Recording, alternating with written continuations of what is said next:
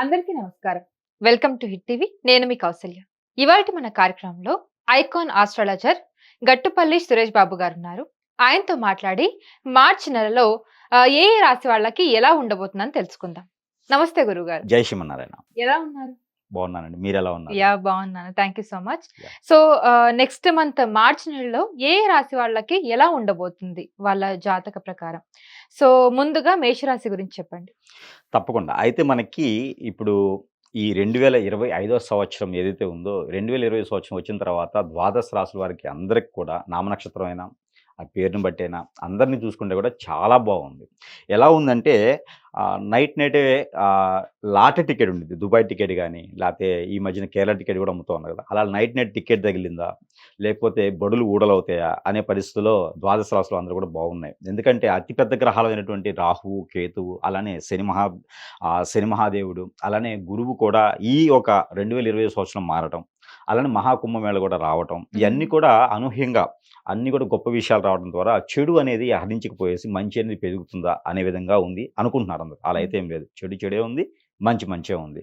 కాతే ద్వాదశ రాశుల వారికి ఎలా ఉంటుందని ఒకసారి చూసినట్లయితే గనక, మనం ముందుగా తీసుకున్నట్లయితే మేషరాశి. హ్మ్. ఈ మేషరాశి వారికి ఈ మార్చి మాసం మొత్తం కూడా బావుందని చెప్పొచ్చు. ఎందుకంటే మనకి ఈ మార్చి 29వ తారీఖున ఏదైతే మనకి షష్టగ్రహ కూటమి అని వస్తుంది. హుహు. ఈ షష్టగ్రహ కూటమి రావటంతో అక్కడ శని, బుధుడు, అలానే కేతువు, అలానే మనకి అనేక రకాల రాశులు కూడా షష్టగ్రహ కూటమిలోకి ఏర్పడుతుంది. చంద్రుడు, రవి కూడా మనకి మీన రాశిలో సంహరిస్తా ఉంది ఈ షష్టగ్రహ కూటమి అనేది. దీని వలన రాశులన్నీ కూడా గత 2, 3 నెలల ముందు నుంచి కొంతగా ఉపశమనం పొందుతా ఉన్నాయి. అయితే మీకు 12వ రాశి అవ్వటం వలన మీనరాశి ఈ యొక్క మేషరాశికి 12వ రాశి అయితుంది. అందుకని అది లాభస్థానం కాకుండా నష్టస్థానం అయితుంది. అయినప్పటికీ కూడా గురుబలం అనేది మేషరాశికి ఉంది కాబట్టి కొంతమేర మేషరాశి వాళ్ళకి చాలా బావుందని చెప్పొచ్చు. ఈ యొక్క మార్చి మాసం మొత్తం 2025 సంవత్సరంలో. ఓకే. అయితే మనకి ఈ మేషరాశి వారికి ప్రత్యేకంగా చెప్పాలి అంటే గనక పూర్వీకుల ఆస్తులు కానియండి, ఎక్కడైతే లాస్ అయిపోయేటివి వీలునామా రాసినటువంటి ఆస్తులు ఏవైతే ఉన్నాయో, ఆ పూర్వీకుల ఆస్తి కూడా వీళ్ళకి వచ్చేలాగైతే ఖచ్చితంగా కనిపిస్తుంది. ప్రయత్నపూర్వకంగా చేయాలి. హుహు. గురువుగారు చెప్పారు వస్తాయి కదని చెప్పేసి ఇంట్లో కూర్చుంటే అయితే ఖచ్చితంగా రావు. ఓకే. ప్రయత్నం చేస్తే వచ్చేటువంటి ఆలోచన అయితే ఉన్నది. ఓకే. ఎవరెవరు వాళ్ళ పెద్దవాళ్ళు ఉన్నారో వాళ్ళని ఏదో ఇబ్బంది పెట్టేదే కాదు. ఆల్రెడీ ఇవ్వాలనే ఆలోచన ఉంది కాబట్టి ఆ మేర ప్రయత్నం చేస్తే వచ్చేటువంటి దానికైతే కనిపిస్తుంది. ఓకే. అయితే మరొకటి ఏందంటే కోర్టు వ్యవహారాలు ఎవరైనా ఉంటే గనక ఈ మేషరాశి వారికి ఫైనాన్షియల్ సంబంధించినటువంటిది కానీ, సివిల్ కేసెస్ సంబంధించినటువంటి కానీ కొంతమేర బావుంటుందని చెప్పొచ్చు. అది విడాకుల కేసులైతే మాత్రం ఇంకొంచెం చొక్కెదురుగా ఉంటుందని చెప్పొచ్చు. మేషరాశిలో పుట్టినటువంటి అబ్బాయిలకైతే. హుహు. అమ్మాయిలకైతే కొత్తగా వచ్చేటువంటి సంబంధాలేమైనా ఉంటే కూడా కుదిరేటువంటి అవకాశం ఉంది మేషరాశి వారికి.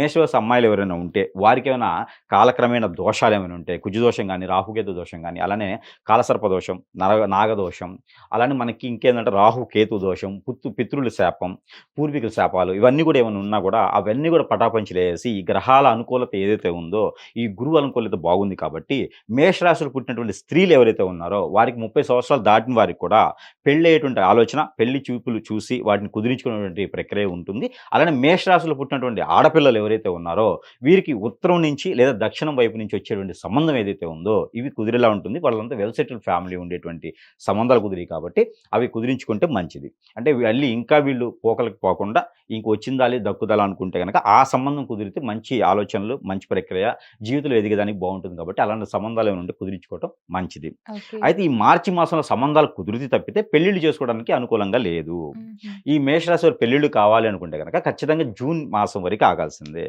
అయితే ఈ మేషరాశి వారు కొత్తగా ఏదైనా వ్యాపారం పెట్టాలనుకుంటే గనక మార్చి 14వ తారీఖు తర్వాత మొదలుపెట్టినట్టయితే మంచి అనుకూలమైన పరిస్థితులు ఏర్పడతా ఉన్నాయి. గ్రహరీత్యా ఉన్నటువంటి ఏదైతే అశుభ దృష్టి ఉందో శుభ దృష్టికి మలుచుకునేటికి అవకాశం ఎక్కువ కనిపిస్తుంది కాబట్టి, ఈ గ్రహరీత్యా అన్నీ బావుండాలనుకుని, మనకి ఆ అబ్బాయిలు ఎవరైతే మేషరాశిలో పుట్టినటువంటి పురుషులు ఎవరైతే ఉన్నారో, వారు వ్యాపారాలు కొత్తగా చేసుకోవడానికి అనుకూలంగా కనిపిస్తోంది. అందులోను కొత్తగా వీళ్ళేందంటే శారీస్ బిజినెస్ కానీ, బోటిక్స్ కానియండి, అలానే టైలర్‌కి సంబంధించిన వ్యాపారాలు, ఆ టైలర్‌కి సంబంధించిన షాప్స్‌లు నిర్వహిస్తే కూడా వీళ్ళకి చాలా అనుకూలంగా ఉంటుంది. ఫ్యాషన్ డిజైనర్స్ వైపు కూడా వీళ్ళు మొగ్గు చూపించడానికి బావుంటుంది. అలాంటి రంగాల్లో వీళ్ళు ఈ సంవత్సరం, ఈ మార్చి మాసంలో మొదలుపెట్టుకున్నట్లయితే గనక, అన్ని రకాలుగా బావుండేటువంటి అవకాశం ఉంది కాబట్టి, ఈ మేర ప్రయత్నం చేయొచ్చు. విదేశాలకు ఎవరైనా ప్రయత్నం చేస్తే కూడా, ఆ విదేశాలకు అన్ని రకాల బావుండేందుకు కూడా వీళ్ళు అనుకూలంగా ఉంది కాబట్టి, మార్చి 22వ తారీఖు తర్వాత విదేశానికి ఆడవాళ్ళైనా, మగవాళ్ళైనా అంటే స్త్రీ పురుషులు ఎవరైనా సరే మేషరాశి పుట్టిన వారైతే గనక ప్రయత్నం చేసినట్టయితే వారికి అనుకూలంగా ఉంటుంది. అలానే ఆరోగ్య సమస్యలు ఏవైతే ఉన్నాయో అవి దీర్ఘకాలికంగా ఉన్నటువంటి ఆరోగ్య సమస్యలు ఏవైతే ఉన్నాయో అవి కొంతవరకు కూడా ఉపశమనం అయితే కనిపిస్తుంది. కాబట్టి ఆరోగ్య సమస్యలు అన్నీ బాగానే ఉన్నట్టున్నాయి. అయితే మాత్రం ఇంకోటి ఏంటంటే ప్రికాషన్స్ తీసుకోవాలి. ప్రయాణాలు చేసేటప్పుడు కానివ్వండి, ఆరోగ్య సమస్యలు ఎక్కడైనా దూర ప్రయాణాలకు వెళ్ళేటప్పుడు కానీ ప్రికాషన్స్ తీసుకుంటే సరిపోతుంది. ఇప్పుడు మనం అనుకున్నటువంటి అన్నీ కూడా ఈ గ్రహాల నుంచి విడబాటు అంతా కూడా తెలిపోవాలి. అన్ని రకాలు ఇంకొంచెం ముందుకు వెళ్ళాలనుకుంటే కనుక వీరు కొన్ని పరిహారాలు చేసుకున్నట్లయితే అన్ని రకాల రుమ్మతులు తొలగిపోయేసి ఆ గ్రహాలు ఏవైతే అనుకూలతగా లేవో అవి అనుకూలతగా మారి ఏమైనా గ్రహాల నుంచి వచ్చేటువంటి ఎడబాట్లు ఏమైనా ఉంటే కూడా అవన్నీ కూడా బాగుండేదాకా ఉంటుంది. కాబట్టి చిన్న చిన్న పరిహారాలు ఉన్నాయి. ఆ పరిహారాలు చేసుకున్నట్లయితే కనుక ఖచ్చితంగా ఈ మేషరాశి పుట్టిన వారు ఎవరైతే ఉన్నారో వీళ్ళు అనూహ్యంగా డెవలప్ అయ్యేటువంటి అవకాశాలు ఉన్నాయి. కాబట్టి వారికి సంబంధించిన పరిహారాలు 2. ఆ పరిహారాలు ఏంటంటే నవగ్రహాలు ఏవైతే ఉంటాయో ఈ నవగ్రహాలకి అభిషేకం చేసుకోవటం. ఈ నవగ్రహాలకి మనకి పల్లీలని దొరుకుతాయి. పల్లీలు అంటే చెనక్కాయ పప్పు. ఈ చెనక్కాయ పప్పు అలానే జీడిపప్పు 100 గ్రాములు 100 గ్రాములు తీసుకొని అంజీరు బాదం పప్పు అలానే కిస్మిస్ ఈ 5 రకాలు కూడా ఈ 5 రకాలు మిక్సీ గ్రైండర్ పట్టుకొని పౌడర్ అవుతుంది, పేస్ట్లా అవుతుంది. ఆ పేస్ట్లో ఆవు పాలు కానీ లేదా గేదె పాలు కానీ లేదా అట్లీస్ట్ వాటర్ అయినా సరే పన్నీర్ కలిపినటువంటి వాటరు దాంట్లో కుంకుమ పువ్వు కూడా వేయాలి. ఇవి వేసినట్టు మిశ్రమాన్ని అవి తీసుకొని నవగ్రహ మండపంలో నవగ్రహాలకు కనుక అభిషేకం చేసినట్లయితే మనం అనుకున్నటువంటి గ్రహరీత్యా దోషాలు ఏమైనా ఉంటే ప్రకృతి నుంచి వచ్చేటువంటి దోషాలు ఏమైనా ఉంటే అలాగే క్రాణకమైన వీళ్ళకి వచ్చేసి ఆ పితృదోషాలు కానివ్వండి, నాగదోషం, కాలసర్ప దోషం ఇలాంటి దోషాలు ఏమైనా ఉంటే కూడా తొలగిపోయేసి పెళ్ళిళ్ళకి కానివ్వండి, విదేశానికి కానివ్వండి, మనం ఏదైతే అనుకున్నామో అవన్నీ కూడా సకాలంలో పూర్తయ్యేందుకు అనుకూలంగా ఉంటుంది. విఘ్నాలన్నీ తొలగిపోయి మరొక రెమెడీ ఏంటంటే వీళ్ళు సజ్జలు అని దొరుకుతాయి. ఈ సజ్జలు ఒక 1/4 కిలో అలానే జొన్నలు 1 కిలో, గోధుమలు 1 కిలో ఈ 3 కూడా తీసుకొని తనకి తానే నెత్తి మీద పెట్టుకొని అక్కడ దగ్గరలో ఉన్నటువంటి పారేటి నది కానీ, ఏరు కానీ, సెలయేరు కానీ, గుండగలు కానీ, ఇలా కోనేరు కానీ, ఇలా నది తీరాలు ఏమైనా ఉంటాయో వాళ్ళకి సమీప దూరంలో కాలువలు, కుంటలు ఉంటాయి కదా, అక్కడ వాటర్ ప్రవహించే దగ్గర ఇవన్నీ కూడా తీసుకెళ్ళి వీళ్ళకు ఉన్నటువంటి దోషాలన్నీ తొలగిపోవాలి, కోరికలన్నీ నెరవేరాలనుకొని, కోరికలంటే జెన్యూన్గా కోరుకున్నటువంటి కోరికలు, నేను కలెక్టర్ అవ్వాలి, నేను సీఎం అవ్వాలి అనే కోరికలు అవి తీరవు. అవి ఎన్ని చేసినా ఏ దేవుడు సహకరిస్తే అవుతుందేమో కానీ మామూలుగా జెన్యూన్గా తీరేటువంటి కోరికలు ఏవైతే ఉన్నాయో అవి తీరేందుకు చేసుకోవాలి. అలానే ప్రతి మాసంలో కూడా ఇస్తున్నటువంటిది మనకేంటంటే గ్రహాల నుంచి ఏదైతే ఎడబాటు ఉంటుందో, గ్రహాల నుంచి ఏదైతే అశుభ దృష్టి ఉంటుందో ఆ శుభ దృష్టిగా మలుచుకునేందుకు మనము ఈ రెమెడీస్ కుదరని పక్షాన కుదిరినా కూడా అవి చేసుకోవచ్చు, ఇది చేసుకోవచ్చు. గ్రహాల నుంచి ఏదైతే ఉంటుందో ఆ నెంబర్ కూడా ఇవ్వడం అనేది జరుగుతూ ఉందన్నమాట. మేషరాశి వారికి ముఖ్యంగా వచ్చేసి 556308 556308 ఈ నెంబర్ని ప్రతిరోజు కూడా 225 సార్లు పారాయణ రూపంగా కానీ జపం చేసుకున్నట్లయితే ఆ జపం ఎలా చేయాలి, కాజు కానీ బాదం కానీ చేతిలో పెట్టుకోవాలి, ఒక 11 గింజలు చేతిలో పెట్టుకుని ఈ నెంబర్ని పారాయణ రూపంలో 225 సార్లు జపించేసి అవి తిన్నట్లయితే మనలో ఉన్నటువంటి దోషాలన్నీ కూడా తొలగిపోయేలా ఉంటుంది. కాబట్టి ఈ గ్రహాల నుంచి తీసిన నెంబర్ కూడా ప్రతిరోజు కూడా వీళ్ళు పారాయణ రూపంగా చేసుకోవాలి. అది ఎలా చేసుకోవాలి అంటే పొద్దున్నే లేవగానే మంచమేం కూర్చొని బ్రష్ ఏం చేసుకోకుండా చేసుకున్నట్లయితే ఖచ్చితంగా ఫలించదు. అది లేచిన తర్వాత బ్రష్ చేసుకోకుండా మంచమేం కూర్చొని లేవగానే చదువుతుంటే ఫలించదు. సో అది లేచిన తర్వాత కాలగుచ్చాలు తీర్చుకొని బ్రష్ చేసుకున్న తర్వాత నేల మీద కూర్చోకుండా చాప కానీ ఒక పీట కానీ వేసుకొని కూర్చొని ఆ నెంబర్ని ఏదైతే పారాయణంగా చేసుకొని అది తిన్నట్లయితే కనుక ఖచ్చితంగా వీరు అనుకున్న కోరికలు ఫలిస్తాయి. కాబట్టి ఈ నెంబర్ని ఈ పరిహారాలు చేసుకొని మేషరాశి వారు అద్భుతమైనటువంటి స్థానానికి వెళ్ళాలని నేను కోరుకుంటా ఉన్నాను. జై శ్రీమన్నారాయణ.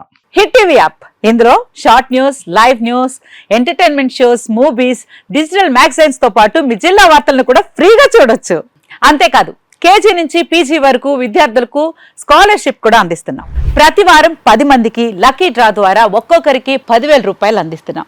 ఇంకెందుకు ఆలస్యం, వెంటనే హిట్ టీవీ యాప్ ని డౌన్లోడ్ చేసుకుని ఫ్రీగా ఎంటర్టైన్మెంట్ పొందండి. Hit TV app. Hit TV app. Please download hit TV app. Hit TV యాప్ని ఫ్రీగా డౌన్లోడ్ చేసుకొని ఎంజాయ్ చేయండి. మీకు నచ్చిన ఎంటర్టైన్మెంట్ కోసం హిట్ టీవీ యాప్ ని ఫ్రీగా డౌన్లోడ్ చేసుకొని ఎంజాయ్ చేయండి. హిట్ టీవీ యాప్ని డౌన్లోడ్ చేసుకుని ఆస్వాదించండి, ఆశీర్వదించండి. ఇంతమంది సెలబ్రిటీలు హిట్ టీవీ యాప్ ని డౌన్లోడ్ చేసుకోండి అని చెప్తున్నారంటే ఎంత మంచి యాప్ ఆలోచించండి.